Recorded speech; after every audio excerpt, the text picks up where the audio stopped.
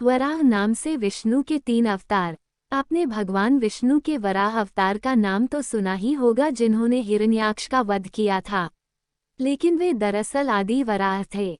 आदि वराह से पहले नील वराह और उनके बाद श्वेत वराह हुए, जिनके बारे में कम ही लोग जानते होंगे। तीनों के काल को मिलाकर वराह काल कहा गया, जो वर्तमान में भी जारी है। नील वराह का अवतरण हिमयुग के अंतिम चरण में जब हुआ, जब धरती पर जल ही जल फैलने लगा था और रहने के लिए कोई जगह नहीं बची थी। 1. नील वराह काल। पाद्मकल्प के अंत के बाद महाप्रलय हुई। सूर्य के भीषण ताप के चलते धरती के सभी वन जंगल आदि सूख गए। समुद्र का जल भी जल गया। ज्वालामुखी फूट पड़े। सघन ताप के कारण सूखा हुआ जल वाष्प बनकर आकाश में मेघों के रूप में स्थिर होता गया। अंत में न रुकने वाली जल प्रलय का सिलसिला शुरू हुआ। चक्रवात उठने लगे और देखते ही देखते समस्त धरती जल में डूब गई।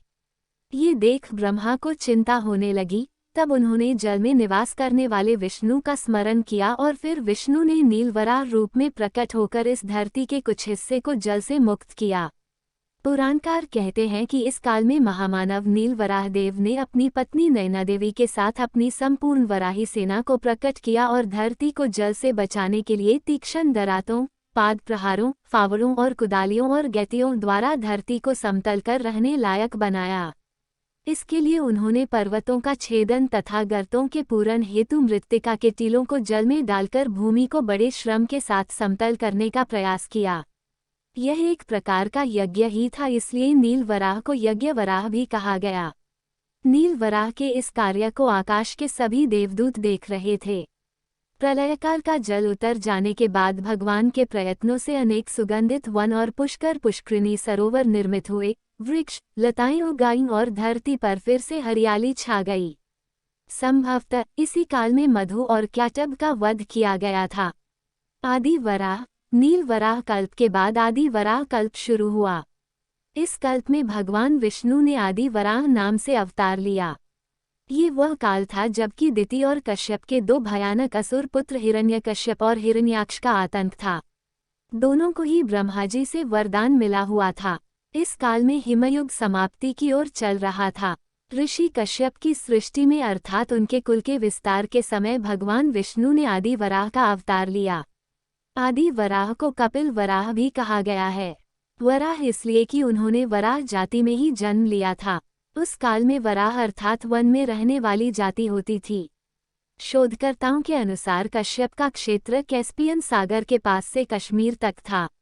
भगवान आदि वराह ने नील वराह के कार्य को ही आगे बढ़ाया था। हिरण्याक्ष का वध। ऋषि कश्यप का पुत्र हिरण्याक्ष का दक्षिण भारत पर राज था। ब्रह्मा से युद्ध में अजय और अमरता का वर मिलने के कारण उसका धरती पर आतंक हो चला था। हिरण्याक्ष भगवान वराह रूपी विष्णु के पीछे लग गया था और वह उनके धरती निर्माण के कार्य की खिल्ली उड़ाकर उनको युद्ध के लिए ललकारता था। वराह भगवान ने जब रसातल से बाहर निकलकर धरती को समुद्र के ऊपर स्थापित कर दिया, तब उनका ध्यान हिरण्याक्ष पर गया। आदि वराह के साथ भी महाप्रबल वराह सेना थी। उन्होंने अपनी सेना को लेकर हिरण्याक्ष के क्षेत्र पर चढ़ाई कर दी और विंध्यगिरि के पाद प्रसूत जल समुद्र को पार कर उन्होंने हिरण्याक्ष के नगर को घेर लिया। संगमनेर में महासंग्राम हुआ और अंततः हिरण्याक्ष का अंत हुआ। आज भी दक्षिण भारत में हिंगोली, हिंगनघाट, हिंगना नदी तथा हिरण्याक्षगन हेंगड़े नामों से कई स्थान हैं। हिरण्याक्ष के वध के बाद भगवान विष्णु ने नरसिंह अवतार लेकर हिरण्याक्ष के भाई हिरण्यकश्यप का वध किया था। वराह देव ने दक्षिण के महाराष्ट्र प्रदेश में अपने नाम से एक पुरी भी बसाई, जिसमें हिरण्याक्ष के बचे खुचे दुष्ट असुरों को नियंत्रित रखने के लिए अपनी सेना का एक अंग भी यहाँ छोड़ दिया। ये पुरी आज वहाँ बारामती कराड़ के नाम से प्रसिद्ध है। वराह देव कोटि का वर्णन वेदों में भी उपलब्ध है। ऋग्वेद में वराह द्वारा चोरी गई हुई पृथ्वी का उद्वार तथा विंध्य पर्वत को पार करने का वर्णन है। भगवती दुर्गा के रणसंग्राम में अपनी विशाल देव सेनाओं वराही सेना और नारसिंही सेना लेकर उनका स्वयं संचालन करते हुए विजयश्री से विभूषित हुई थीं। वराही नारसिंही च भीम भैरव नादिनी कहकर दुर्गांबा के रण में इन्हें याद किया गया है। श्वेत वराह। भगवान श्वेत वराह का युद्ध राजा विमति से हुआ था। इतिहास की दृष्टि से यह घटना अति महत्वपूर्ण है। द्रविड़ देश में सुमति नाम का राजा था। वह अपने पुत्रों को राज्य देकर तीर्थयात्रा को निकला। तीर्थयात्रा के भ्रमण में मार्ग में ही कहीं उसकी मृत्यु हो गई।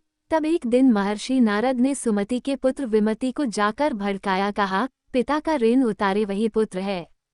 विमति ने मंत्रियों से पूछा कि पिता का ऋण कैसे उतरे। मंत्रियों ने कहा, राजन, आपके पिताजी को तीर्थों ने मारा है, सो तीर्थों को बदलें। राजा ने कहा, तीर्थ तो अगणित हैं। तब एक मंत्री ने कहा, जो सब तीर्थों की प्रमुख नगरी है उसी को नष्ट कर दिया जाए। दक्षिण देश के इस शक्तिशाली राजा ने तब निर्णय किया और उसके निर्णय से उत्तर भारत की तीर्थ नगरी के लोगों में भय व्याप्त हो गया।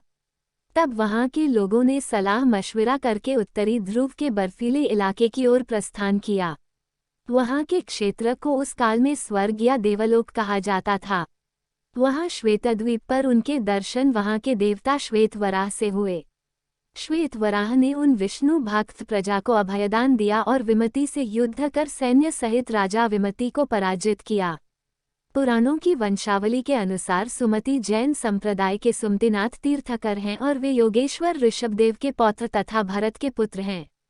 उनका समय शोधित कालगणना से 8118 है। उल्लेखनीय है कि भगवान नारायण ने अपने भक्त ध्रुव को उत्तर ध्रुव का एक क्षेत्र दिया था। यहीं पर शिवपुत्र स्कंद का एक देश था और यहीं पर नारद मुनि भी रहते थे। उत्तर ध्रुव में कुछ कुरु भी रहते थे और यहीं पर श्वेतवराह नाम की जाति भी रहती